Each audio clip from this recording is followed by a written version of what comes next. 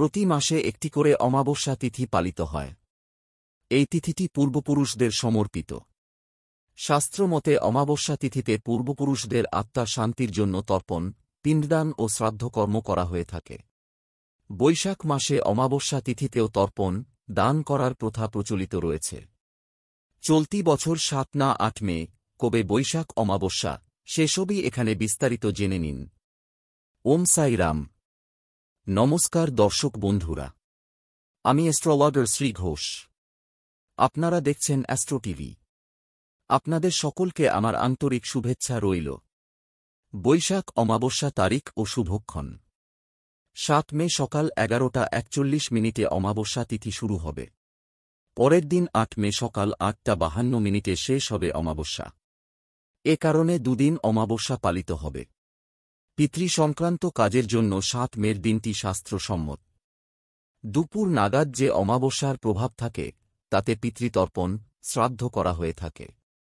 কিন্তু যাঁরা স্নান, দান করতে ইচ্ছুক তাঁরা ৮ তারিখ অমাবস্যা পালন করবেন।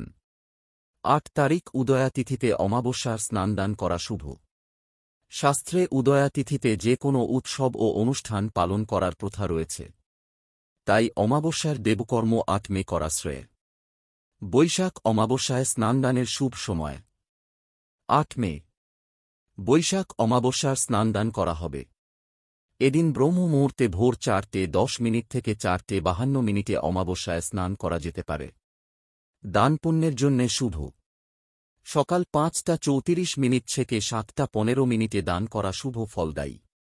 বৈশাখ অমাবস্যা ব্রত ও পুজোর মাহাত্ম্য। আগেই বলা হয়েছে যে বৈশাখ অমাবস্যা তিথিতে পূর্বপুরুষদের উদ্দেশ্যে তর্পণ, দান করা শুভ।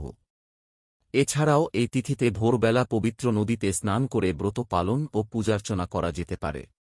এই অমাবস্যায় অশ্বত্থ গাছের পুজো করলে পূর্বপুরুষদের আত্মা শান্তি পায়।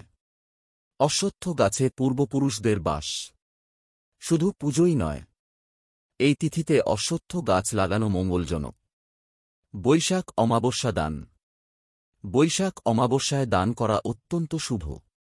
গ্রীষ্ম ঋতুর সূচনা হয়ে যাওয়ায় এই তিথিতে জল দান করা অত্যন্ত শুভ। এদিন জলছত্র স্থাপন করতে পারেন।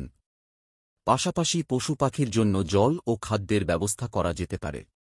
এই বিষয়ে কোনো প্রশ্ন থাকলে অবশ্যই কমেন্ট করবেন, লাইক করবেন, শেয়ার করবেন ও অ্যাস্ট্রো টিভি চ্যানেলকে সাবস্ক্রাইব করে রাখবেন পরবর্তী ভিডিওগুলোর আপডেট পাওয়ার জন্য।